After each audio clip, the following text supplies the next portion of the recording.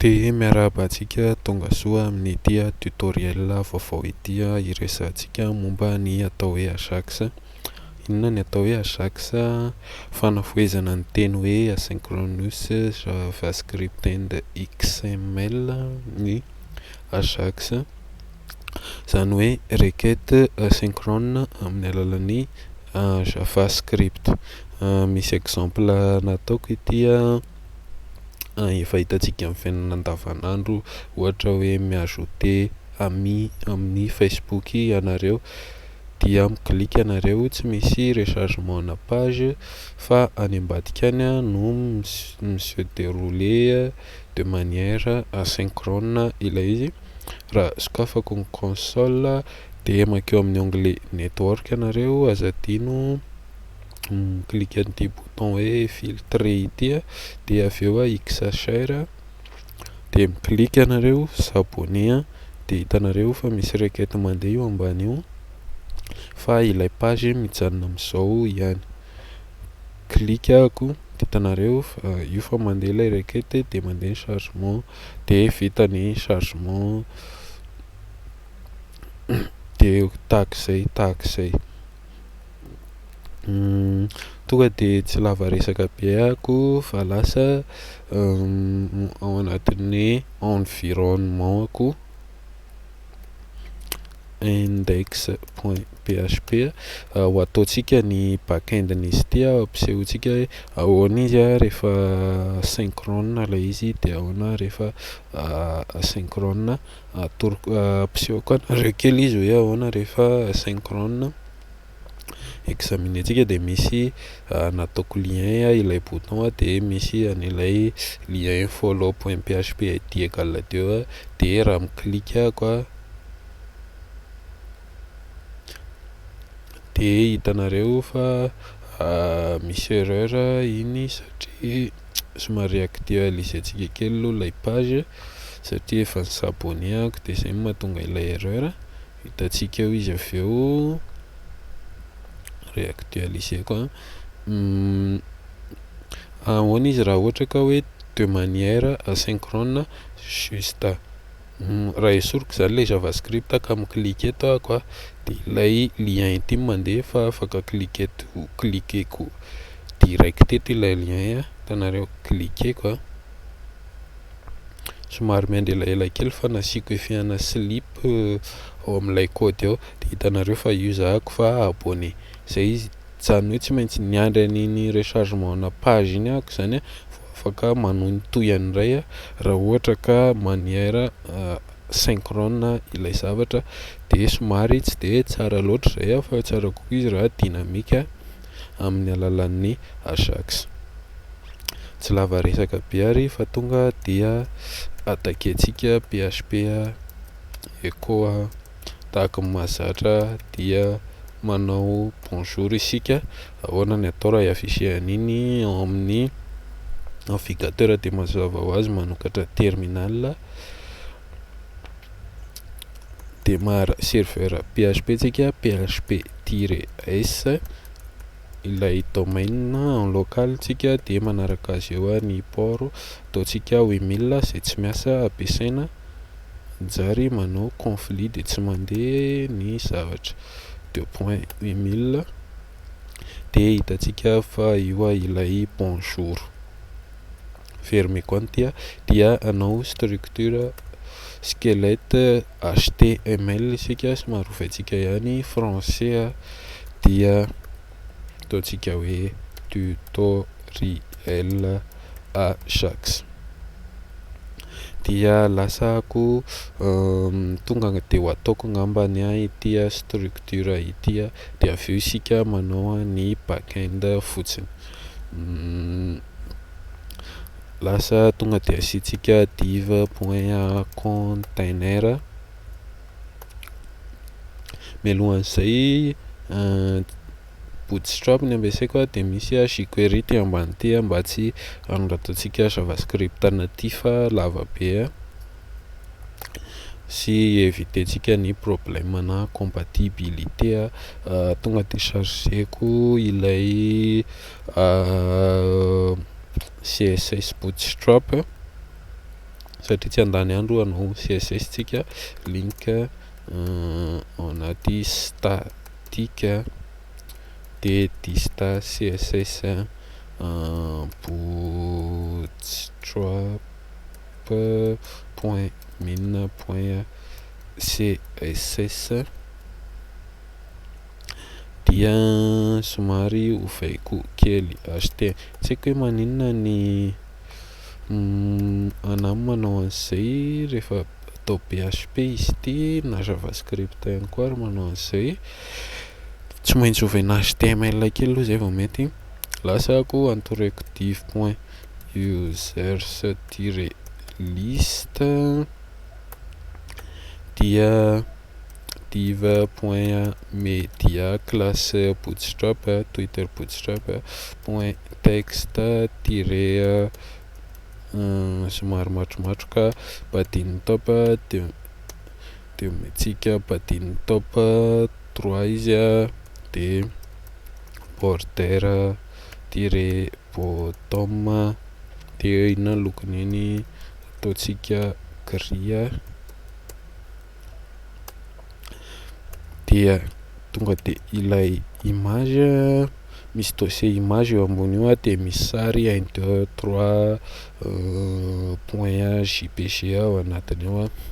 de tonga angamba de ataotsika img ilay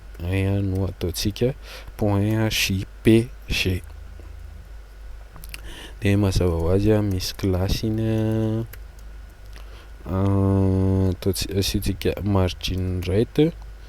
mba elanelana amin'ilay anarana ity margin right de 2 dia asitsika border radius de manaraka aniny eo ilay anarana div point piasa flexbox sika mba tsy hanahirana amin'ny positionnement an'ilay élément de tiret flex dia justify tiret content tiret between mba azahoantsika élément ary amin'ny droite ary point align tiret items tiret center par rapport amin'ny ambony sy ambany dia width de 100% de ilay anarana ataotsika strong zay fotsiny angamany de ataotsika hoe Linda na Marie sy anaovanareo anazy de ilay bouton no farany ambany eo a point btn point btn tiret mba apakelikely anazy de btn tiret primaire ampamangamanga anazy dia s'abonner dia href azafady ataotsika slash fotsiny aloha dia s'abonner ny soratra aminazy réactualiser koa de hitanareo fa io le izy fermer koa ty zavatra ty saingy le sary lasa ngeza be dia lasa ngeza be tsy mitovy amin'ilay teo ihany koa ilay container atsika asitsika style kely angamana izy ty style height de 5 max width azafady max width de 500 pixels de ilay image asitsika height de 40 pixels réactualiser koa de hitanareo fa io ilay izy somary ataotsika 42 pixels de asitsika badiny bottom angamba mba hialy eto ty mba isaka ambanimbany ty soratra ity ty ilay border bottom io mba isaka ambanimbany eto amin'ilay ty rehetrarehetra ity ty rehetrarehetra ity ngamba entouretsika div point media tiré body dia asiantsika badiny bottom tiré 3 coller koa enregistré koa dia hitanareo fa ny hetsika nidina ambany ilay izy. Zany hoe mazava ho azy mila base de données zany eto satria misy asiantsika utilisateur maromaro raha tsy mampiasa base de données nareo dia manao boucle eo fotsiny angambany de mety fa isika hanao base de données fa misy mila an'izay. Lasa ko nouvelle base de données ataoko hoe Ajax ny anarany na tuto Ajax. Créer nouvelle table ataoko hoe follow users azafady ilay utilisateur dia aveo tsika manao ny follow stock atsika nilay olona rehetra narahana. Lasako ny ID voalohany eo dia nom an'ilay olona fotsiny ty int 11 ny teny de varikarakararaky mahazatra 255 dia index primaire ny ID efa mahazatra atsika afaka manisy information maro nareo fa ny anany ilaiky ihany nataoko juste besoin lay tutoriel nul par défaut lay anarana enregistré dia ahoana ny atao raha irécupérer an'iny aleo asiantsika olona kely anankiroa ihany ao anatiny ao insérer ataontsika hoe Marie de ny faharoa i Sophie exécuteko de miverina atao amin'ny code koa ako ahoana nataoko raha récupérer an'iny ako de efa hainy maro PHP se connecter amina base de données amin'ny alalan'ny PDO nanaovantsika anazy de icréer classe kely anankiray isika mba tsy hampikorotana anazy na de tsy momba ny backend ara ilay tutoriel. Lasako ataoko hoe app dia app.php ao anaty dossier app de lasitsika PHP tsisy namespace fa tonga de ilay classe app de inona ny ataon'iny se connecter amina base de données tonga de lasako public function ataontsika hoe db. Lasako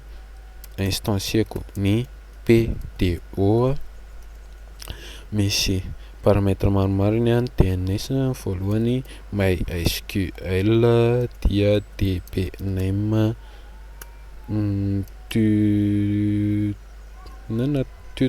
tuto Ajax izy teo ngamba tuto Ajax dia ny host atsika en local mazava ho azy localhost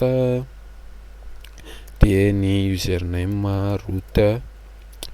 en local dia ny password tsy misy saso Windows fa root izy io raha makina tsy haiko maka fa ny Linux root de stock atsika anaty variable dia mba afaka ampiasaina dollar ataontsika hoe db ny anarany egal zany new PDO de ny paramètre manaraka an'iny ao ny rapport d'erreur renvoyer-tsika ihany satria tsika en phase de dev ilainy izy de set efa nazavaiko amin'ny video le teny aloha raha ohatra ka hoe misy naraka PDO de point atra underscore r mode dia PDO de point r mode underscore exception arak'izay ilainareo no renvoyenareo de return iny an'ilay dollar db. Ahoana zany ataoko raha isélectionner an'ilay article utilisateur de lasa fotsiny public function ataontsika protected ty satria tsy ilaitsika ny ivelany public function ataontsika hoe select users de lasako tonga de hinana iny $vis dp ilay méthode dp io aloha io dia manao query sika de select étoile from users de mila résultat maromaro isika dia mila manao fetch zany stocké tsika anaty variable ihany $raiky égal de manao fetchako $raiky fetch all satria maro ny résultat ilaiko dia ataoko sous forme na objet std classe mba mora ny firécupérentsika anazy de ilay select users tonga dia return an'ity zavatra ity raha enregistreko de tsy misy ninina miova satria mbola tsy nilazaintsika anazy ato ina ny ataon'ny ato ary instancientsika atao ilay classe manoako $app égal new app ilay classe tsika dia lasa fotsiny zany $app manao an'ilay select users ilay méthode iny vardempeko stocké tsika anaty variable ity vardemp an'ilay $users raha enregistreko de classe app not found izy satria mazava ho azy mila manao require sika sa anao atao require fotsiny classe akiray tsiny te an'ilay app.php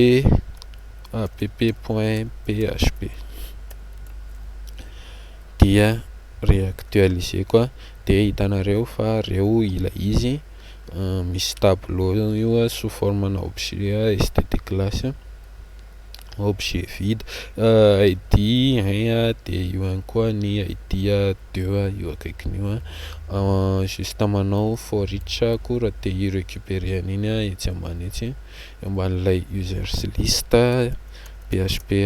for each an'ilay users as $user au singulier aza adino ny manao end php end for each réactualiseko dia solotsika ireto mazava ho azy égal $user le au singulier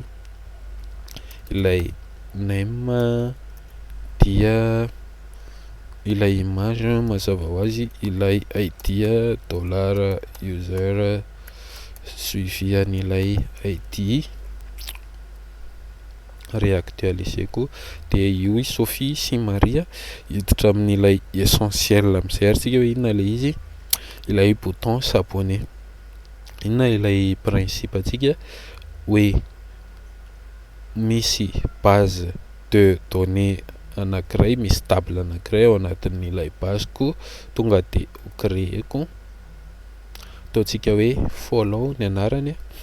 istockentsika ny ran'ireo follow rehetrarehetra voalohany eo follower id de manaraka azy followed id ataontsika varakara de 255 dia ataontsika index unique izy ireo mba evitentsika ny injection SQL sy ny sisa ataontsika hoe follow teny tiny 255 exécuté dia taxen koa le eo ambany atambatritsika amin'ilay ambony index sur plusieurs colonnes follow dia 255 ny teny dia 255 ihany koa ity exécuté-ko. Azavaiko anareo hoe maninona ny atao an'iny dia clé anankiray farany ataontsika n'ilay action par défaut izy ity dia 0 izy raha ohatra ka tsy misy 11 dia valeur par défaut 1 izy ity par défaut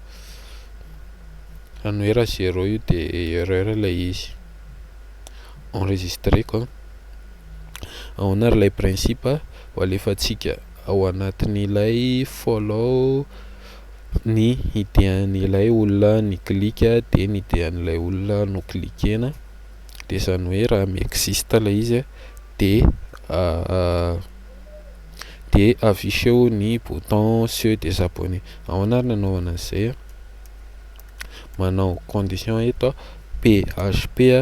dia if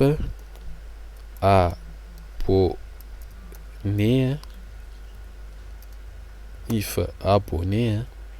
dia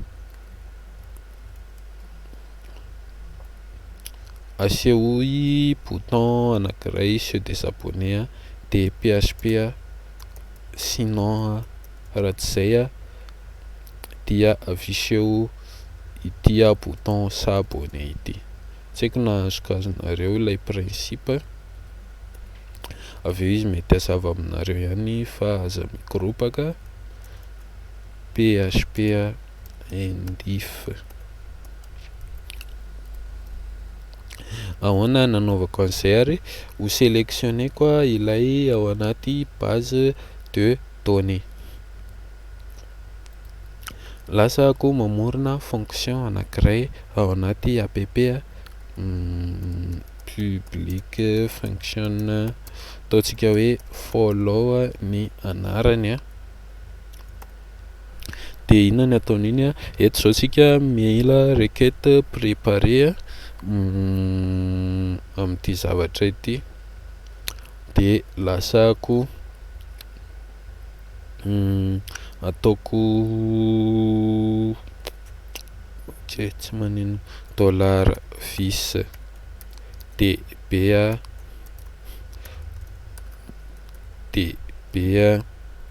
dia manao prépare select étoile from follower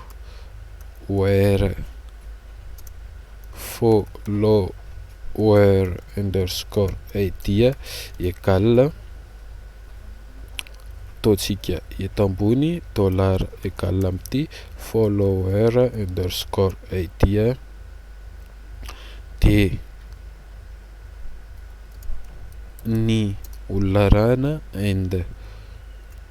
followed underscore raha diso zany zavatra ataoko raha fomba fanaovako ny nom an'ilay zavatra zany dia aintsio fa za tsy dia mahay teny anglisy ohatr'izany and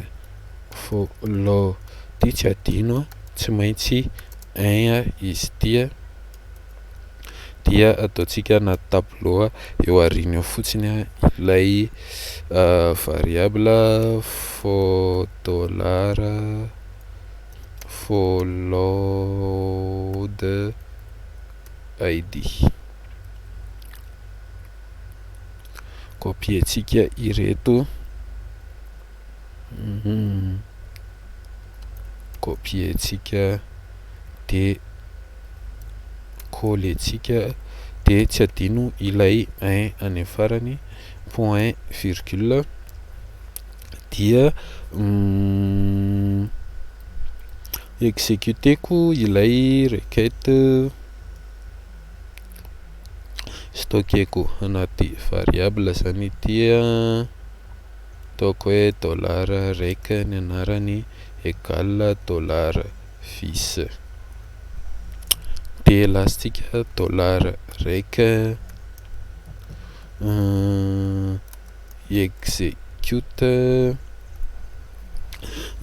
Ny tena mety amin'izy ity ngamba stocker antsika anatina satria mbola ho ilaintsika amin'le insert ihany koa ka ilay requête préparé de stocker antsika eto ambony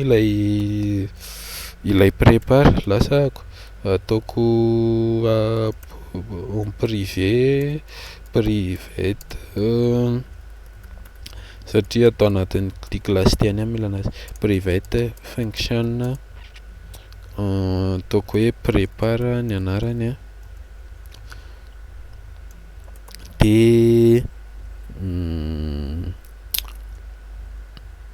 ity dollar raiky égale dollar io ambany ihany prépare de ity rehetrarehetra ity ataontsika anaty variable statement zay zany paramètre raisin'ilay prépare dollar statement de exécuter antsika iny dollar raiky execute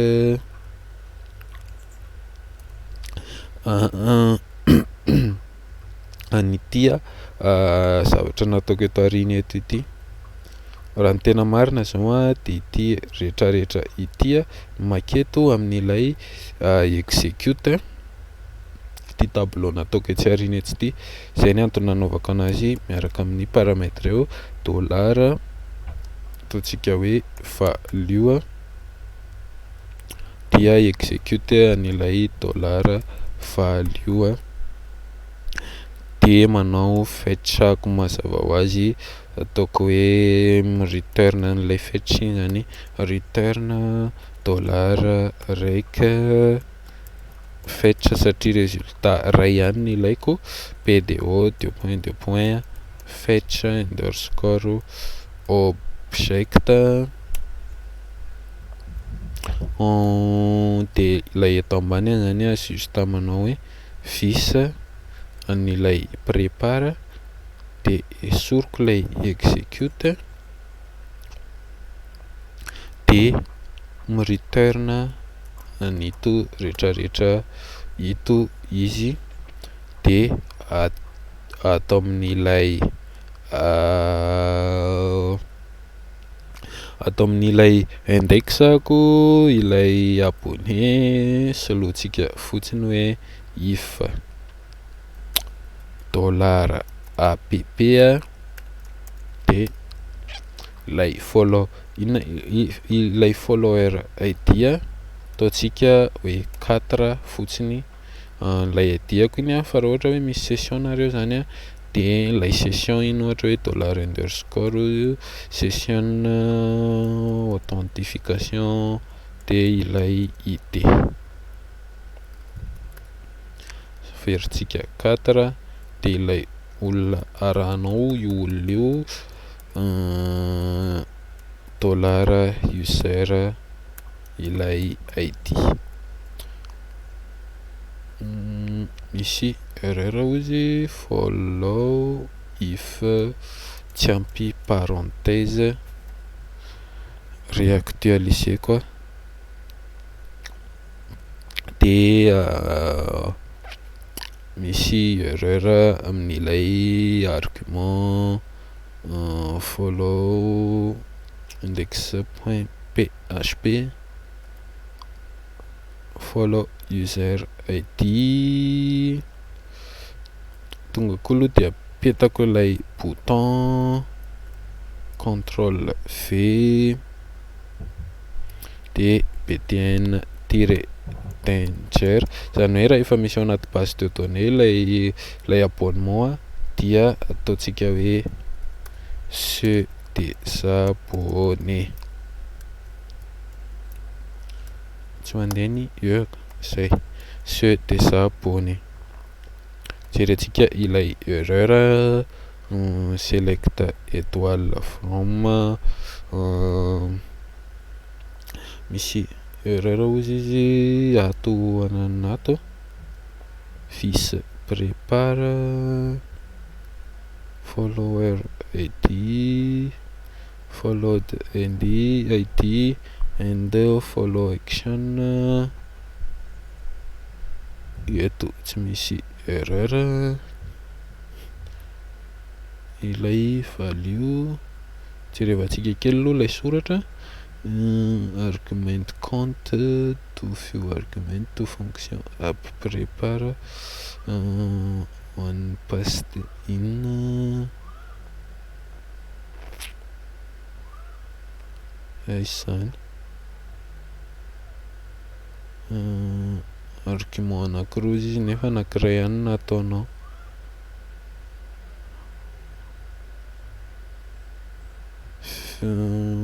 Jerevantsika kely fils lay db azadino fils db prépare fils db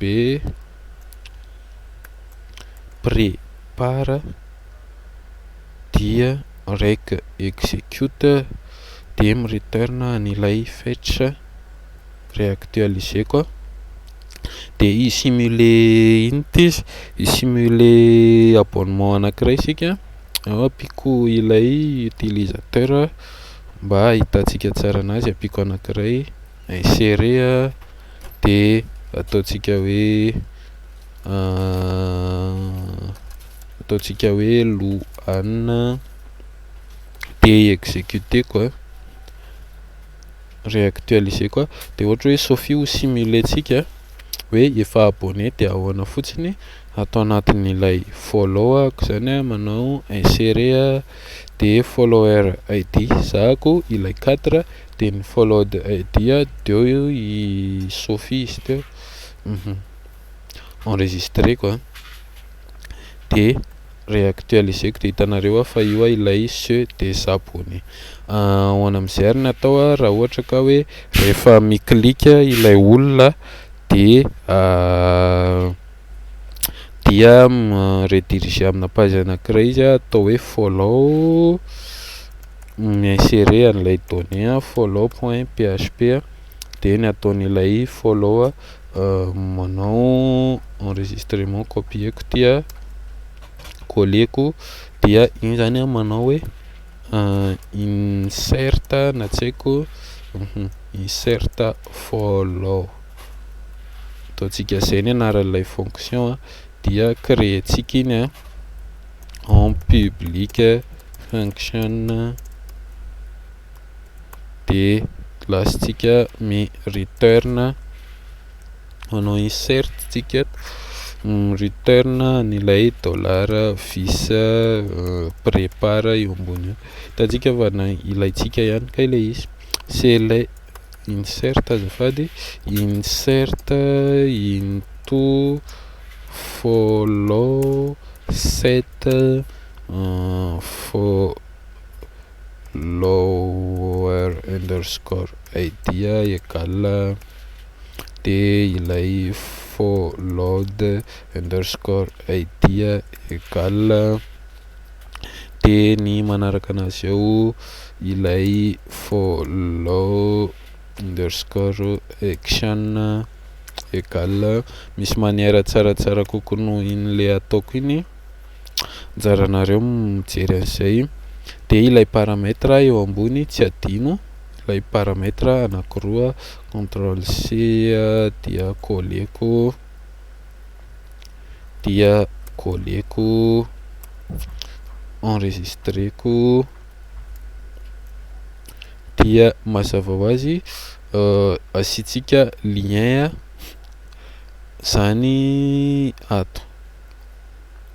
eto asitsika lien ohatra hoe se désabonné izy dia makany amin'ny follow.php dia suivi an'ilay idea égale ny idean'ilay utilisateur dollar user idea dia ilay follow misy paramètre anankiroa ao anatiny ireto rehetrarehetra ireto firy ozy aty teo 4 ozy zako, de ty zany a mazava ho azy ilay dollar underscore get id. Miala tsiny am'le misy tabataba, dollar underscore get id. Lasary ako asitsika esea, esorintsika aloha ity ato ity, tonga de supprimeko,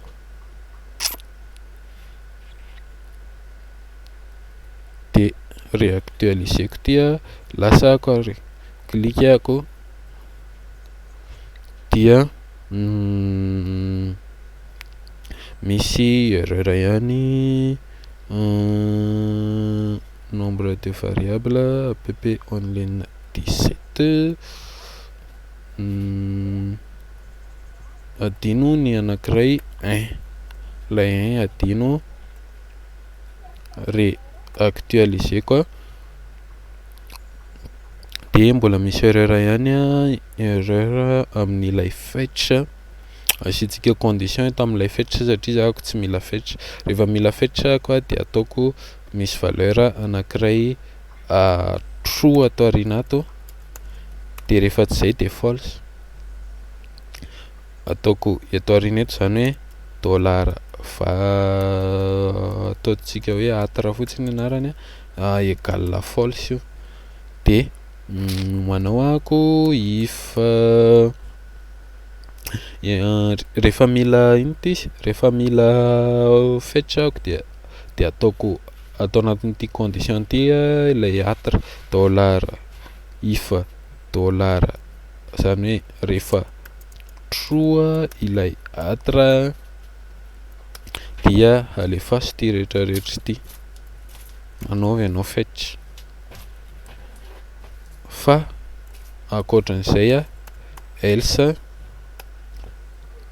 dia tonga dia manao return an'ilay raiky ianao, return an'ilay dollar raiky. Enregistreko, réactualiseko, de hitantsika fa misy hoe integrity constraint violation, lay duplication, hitanareo ino dikan'ilay izy teo, na réactualiseko injato ary ty de io erreur io no miseho, fa ty tsy dupliquer mihitsy hoe follower id égale 4 de followed id égale 1. Vita amin'ny momban'iny de rehefa ok ilay ao amin'ilay follow dia redirigentsika angambany makany amin'ny index.php header, manao ny header isika, redirection location slash fotsiny, enregistré, amerina supprimeko ty, de anga averintsika atao hoe réactualiseko, s'abonneako,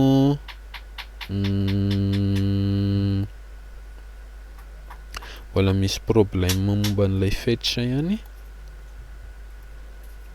app return raiky nanolany, s'abonneako,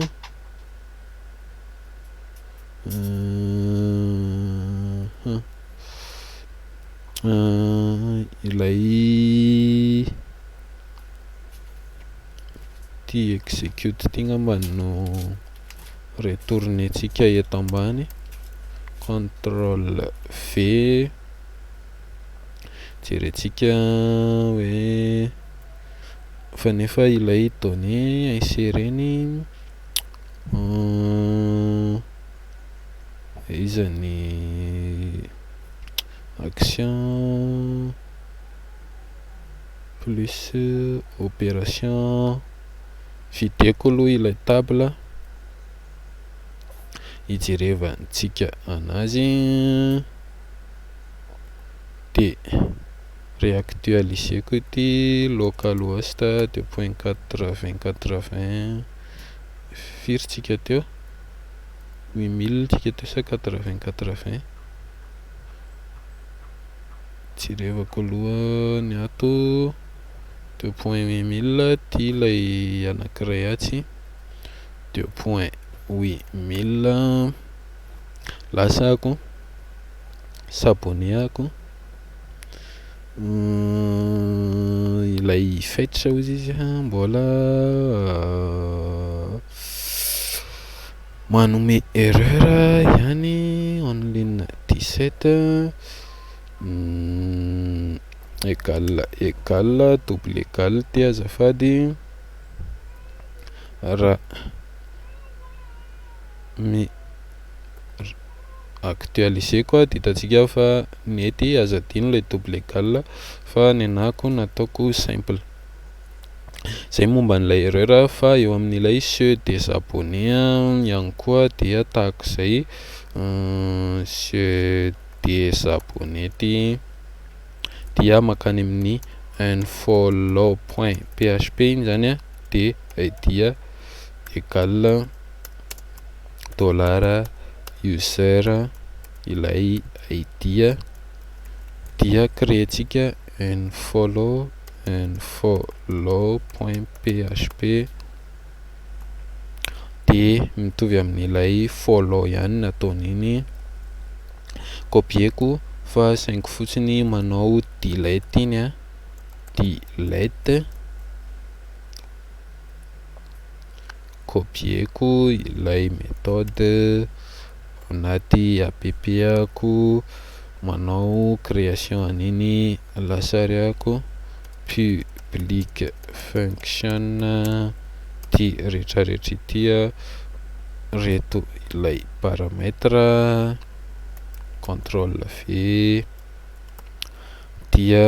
inona ny ataon'iny mitovy amin'ity ambony ty fa saingy manao delete manao delete it from follower dia and de miala ilay trou satria tsy mila fetsa isika. Réactualiser koa enregistreko cliqueko hitanareo fa mifonctionne le izy saingy de manière ino ty izy asynchrone io fa mihodina ilay page inga asiko effet kely eto hoe slip 2 3 ahitanareo anazy dia tahaka izay ihany koa atao amin'ilay unfollow slip 3 réactualiser koa se désabonner de hitanareo fa io fa mihodina ilay page de miandry an'ilay page recharger ako zay indray vao afaka manohy ny manaraka de eo indrindra isika ilay mila an'ilay Ajax tonga dia lasariako ataoko exemple kely aminareo hoe inona ilay Ajax amin'ny alalan'ny javascript ihany ho an'ny débutant javascript akory tsy mila installena ohatran'le nanaovantsika amin'ny PHP fa tonga de makeo amin'ny console ianao dia afaka manao test javascript manao console.log ana ohatra hoe salut tsy adino manidy an'iny de hitanareo fa io miseho ilay salut manao console.log ana ataotsika erreur indray console.error ana error isika ohatra enregistreko de hitanareo fa io fa misy miseho ilay hoe error misy x menamena ahoana raha ilay Ajax ilay principe hoe ho apeleko ilay page follow na une follow fa amin'ny alalan'ny Ajax tsy misy rechargement ana page. Ataoko exemple lasa eto fotsiny var efa misy ity ny anako manao raiky variable raiky égal objet anankiray amin'ny alalan'ny javascript antsoina hoe XML HTTP request de sokafantsika ilay requête rec.open de précisentsika hoe on poste sans enquête de manaraka azy eo ny URL dia ilay true hoe ataoko ino ty izy tiako envoyena synchrone ve ilay requête de farany eo request.send jerenareo fa raha ataoko lay ain zao efa abonné de une follow nataoko une follow zany hoe ise désabonné ako zany ataoko entrée jerenareo entrée misy hoe undefined io fa rehefa makata amin'ny network de hitanareo fa io fa nisy requête nandeha tato anatin'ny tato nisy requête nandeha ty io unfollow.php id égale raha réactualiseko page io de hitanareo fa ny se désabonné za onge andramatsika ilay Sophie ty var tonga de tia andramatsika isabonné amin'ny Sophia follow.php id égale 2 envoyeko de makata amin'ny network hitanareo fa io le follow.php id égale 2 de nrediriger izy rehefa vita lay traitement satria misy hoe header location na slash réactualiseko de hitanareo fa io zahako fa abonné amin'ny Sophie tsy eo amin'ny console nefa tsika akory nanao an'izay fa icréer fichier javascript dia relier-tsika ny jQuery mba tsy handany fotoana sy éviter-tsika ny problème na compatibilité script src anaty dossier statique dia jereko kely jQuery-1.9.1.js dia anao ny propre script atsika mba tsy hanaovana azy eto ambany eto script src ataontsika anatin'ny dossier statique yani de ataoko hoe app.js créeko ilay app.js ary dia function atao anatiny ato ihany ianao fa tsy mandeha lavitra dia dollar ny eto evitena ny conflit asiko console.log kely ana testetsika raha tsy misy ny olana inspecteko console réactualiseko mende ela kely ako de io fa misy eo ilay test lasary ako ahoana lay principe ho détecteko rehefa misy mikliky ilay bouton de ho bloqueko daholo izay zavatra mitranga amin'iny bouton rehetrarehetra iny lasary ako afaka ataonareo sélectionnenareo amin'ny alalan'ny lay classe btn na lay tonga de lay a ny sélectionnenareo anazy to lasary ako dollar point btn point rehefa misy mikliky lay izy point on click de milancer fonction ako raha mettre an'iny lay événement event de manao event bloqueko lay bouton prevent default zahako jerenareo fa ikliky an'io bouton io zahako klikeko hitanareo fa tsy misy ninina mitranga itsony bloquetsika izy de ho alefatsika en ajax ilay requête lasary ako dollar manao ajax dollar point ajax zao fanaovana anazy amin'ny alalan'ny jQuery ajax de ny voalohany eo ny paramètre voalohany ny URL de ny URL ilay ilay bouton de ny attribut href stocké antsika anaty variable var href égale dollar ilay vis atra href de ilay URL zany ilay href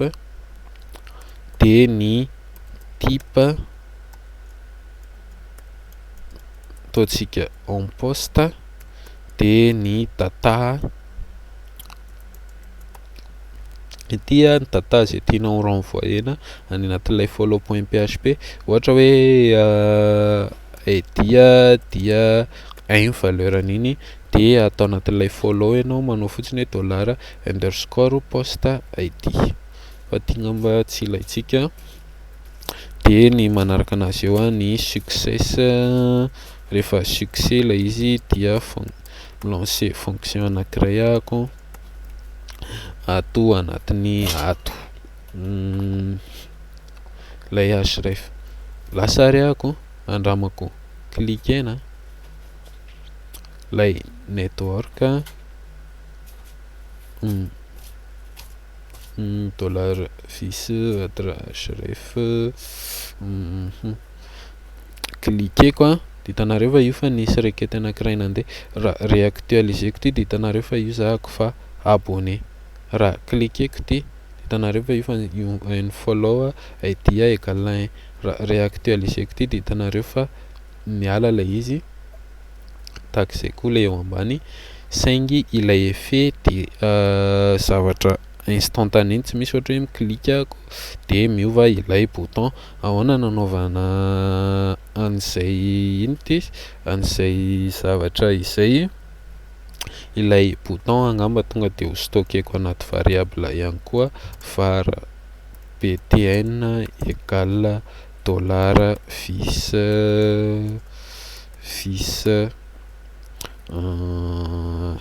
dollar vis ilay btn de eto mbany eto ako manao fotsiny hoe ilay btn lasa ako rehefa success izay zavatra izay ho détecteko ary hoe inona ny klassen'ilay bouton no cliquena ohatra zany hoe if ataontsika hoe action raha follow ilay action dia ilay btn soloiny classeny remove classe ilay btn tire primary satria mangamanga ilay izy rehefa follow dia mirajouter anao btn point classe anankiray add classe btn tire integer dia tahaka izay koa le ambany else if action égale raha ohatra hoe follow ilay izy dia fanohatra am'reto ambony reto manao remove classe an'ilay btn ihany eto fa ilay menamena ilay danger de rajouteo ny classe primaire izy nareo ahoana ilay aizy ty variable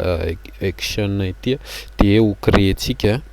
zany hoe rehefa clique an'ilay bouton ilay olona de asitsika condition eto raha ohatra ka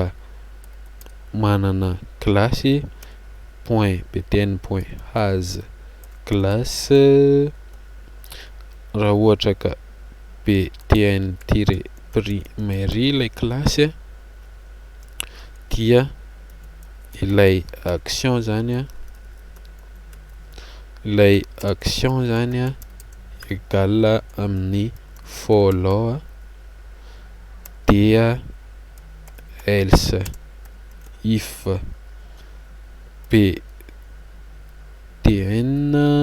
point has class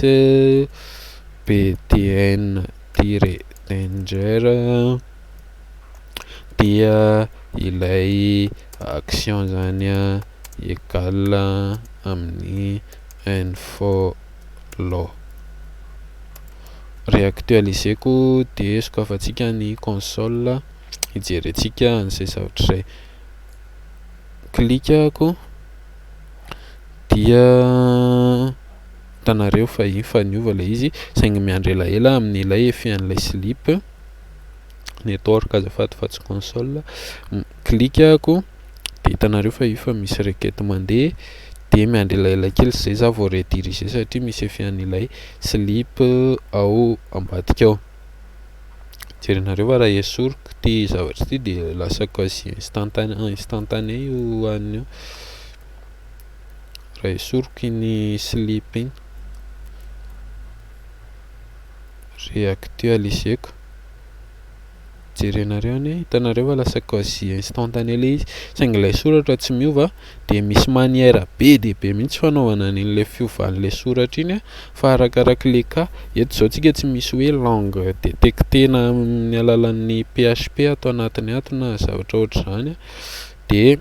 tonga de eto amin'ilay javascript fotsiny no soloiko ilay izy ilay texte ilay bouton ataoko hoe btn point text de soloiko fotsiny hoe rehefa ilay follow le izy de soloy se de zabonea ny anaran'ilay bouton de mifanohatra amin'izay ilay eto ambany s'abonner anti-slash s'abonner. Enregistreko raha réactualiseko klikako hitanareo fa io fa fonctionne normal tsara ilay zavatritsika. Ino ty izy momba ny erreur no zavatra tiako lazaina kely manaraka. Hitanareo ohatra hoe alefako manière asynchrone ity fermeko ilay base de données mba tsy hanahirana. Jere klikako ilay erreur tary aloha teo no asehoko anareo. Mialatsiny amin'ny sery. Klikako kliken'ilay olona ilay lien ity follow.php. Imaginentsika zany hoe ohatra hoe misy an'izao fa raha ohatra hoe tena nenako zao ny zavatra hovanako tonga de bouton ty tsisy lien ho kliken'ilay olona mihitsy eto fa imagineko zany hoe misy lien eto klikako kliken'ilay lien ilay olona de hitanareo fa io fa miseho ilay erreur integrity constraint violation duplicate ino ty izy bla bla bla. Raha mikliky eto ako de miova ihany ilay atsy saingy ato misy erreur miseho makeo amin'ny preview de hitanareo fa io misy erreur be miseho io ambany io. Réactualiseko ty de se désabonner ako de ahoana ny détectena an'izay erreur izay amin'ny alalan'ny ino ty izy javascript. Tonga aloha de manino ty izy tonga de ho ataoko aloha ilay erreur PHP ohatra zany klikako de hitanareo fa tsy misy ninina nitranga satria mbola tsy abonné ako. Mialatsiny unfollow réactualiseko aloha follow klikeko de hitanareo fa iny zahako fa abonné fa raha miverina le ato efa abonné fa le bouton anankiray ato mbola ilay hoe follow.php de jerevantsika ny network de miklikako tia niova fa rehefa jereko ato dia hitanareo fa io ilay erreur dia miseho hatramin'ny zavatra rehetrarehetra dia mety ho problème be amin'ny resaka injection SQL izay zavatra izay fa tsaratsara ihany asiana condition ohatra zany hoe if ilay ato ity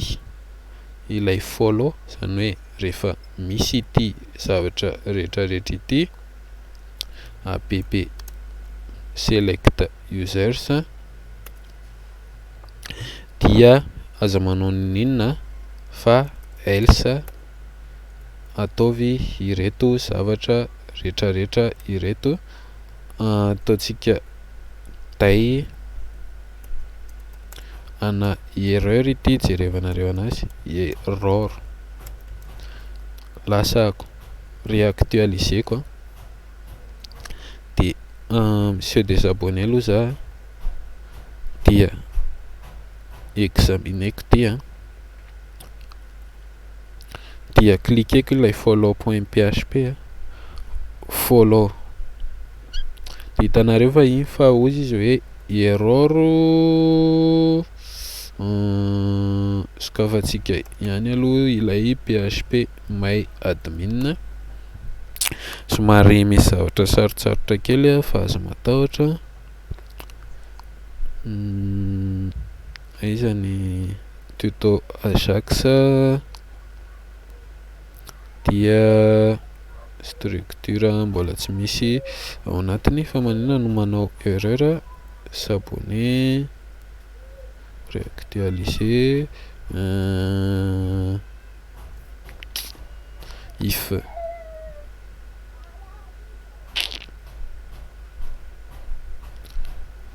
select users tsy select users fa ilay ato mialatsiny ilay follow ity ambany ity no tokony eto follow mialatsiny dia ID4 dia ity contrôle C tsara stockena anaty variable contrôle V lasako réactualiseko farany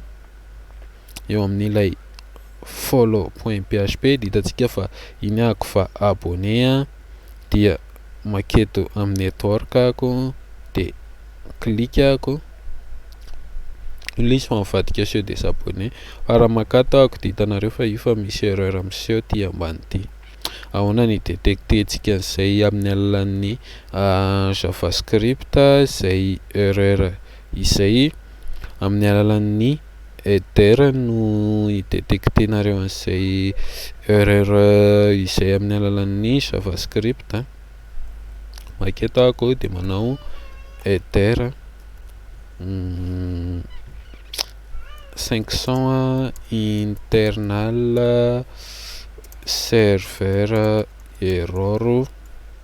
dia true iny dia erreur 500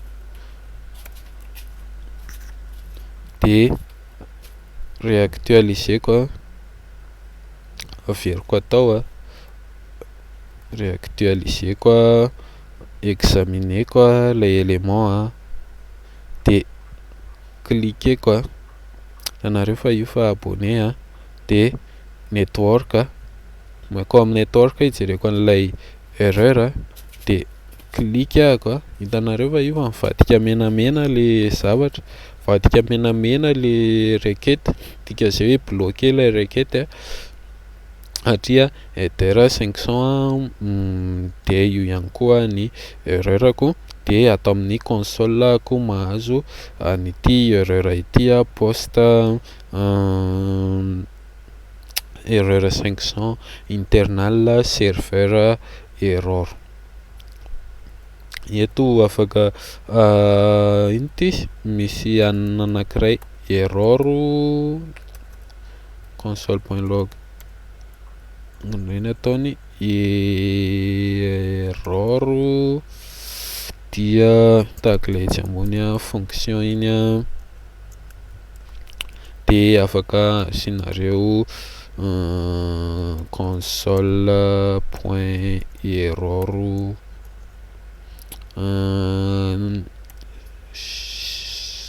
tsy haiko zay anaovanareo anazy, ataontsika jq xshare.response texte dia eto ambon'ilay jq x hashare averiko simulena ilay erreur. Be de be mety erreur hitranga amin'io fa anjaranareo no mijery anazy tena ny amin'ny zavatra nataoko zao amin'ny bouton s'abonner anankiray ohatran'io ny évitena ny injection SQL efa misy efa ho folo fotsiny, cliqueko de iny ahako fa abonné network iny mijanona amin'ny console hijereko an'ilay izy, cliqueako de hitanareo fa io fa miseho console.error an'ilay error. Afaka tsy asianareo an'iny satria toara efa misy an'ilay internal serveur error. Zavatra farany kely tiako atongavana tonga averiko ilay slip de 3 tahak'izay ihany koa ilay ao amin'ilay unfollow slip 3 de fermeko reto, fermeko. Rehefa miklika hitanareo fa mijanona eo ilay bouton satria misy an'ilay effet ana serveur chargement ana serveur, de ilay bouton mijanona eo de mieritreritra ilay client hoe mbola tsy voaclique ilay bouton raha hajanonareo ohatran'izao, de eo manao effet ana chargement afaka ataonareo tonga de rehefa miklika de ilay btn ity rehefa misy mikliky de tsy eto azafady eto ambany ilay b rehefa zany hoe btn on click dia misy asitsika hoe btn point texte ataontsika hoe chargement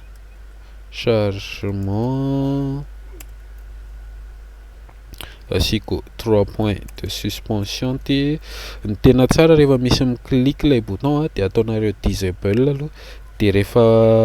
success ilay ato de ataonareo enable indray ilay bouton mba tsy hisy clique in-jato amby arivo sy iray alina io bouton io. Miklika ako de hitanareo fa io ilay hoe chargement de miandry de miseho ny s'abonner clique ako hitanareo fa io hoe chargement de miandry elakelan'ny effet an'ilay slip ako de io ilay hoe s'abonner. Afaka atao eto ambony eto tia fa ny tena tsara misy amin'ny Ajax misy hoe before ino ty izy before send s majuscule zany hoe rehefa lasa mihitsy ilay rehefa misy mihitsy ilay Ajax zay vao ataonareo iny fonction mba tsy hisian'ny erreur point virgule dia couper koa ity contrôle x de colleko eo ambany eo contrôle v. Raha réactualiser koa de hitanareo fa miverina ohatran'ilay teo aloha ihany. Miala tsiny jerenareo fa raha alako ity javascript ty coupeko de enregistreko réactualiseko raha miklika ako de hitanareo fa miverina monsieur déroule normal ihany ilay zavatritsika saingy de manière asynchrone fotsiny. Averiko ny javascriptako de réactualiser koa de hitanareo fa io fa normal ihany ilay izy mandeha normal mifonctionne ihany. De misaotra antsika nanaraka an'ity vidéo ity ny antony tena nanaovako an'iny alohan'ny hanohizantsika an'ilay javascript lava be amin'ilay mini projet antsika mikasika ny restaurant eo ambony eo satria izy javascript iny idiana misy antsika anazy ohatra hoe milancer commande ny table anankiray de tonga any amin'ny cuisinier iny commande iny sy ny zavatra maro tsy voatanisa miresaka navigation par Ajax sy ny sisa ohatra hoe misy lien anankiray de mi-clique eto de tsy recharger ty page ity fa rechargeny amin'ny alalan'ny Ajax de mankasitraka antsika rehetra nanaraka ny video.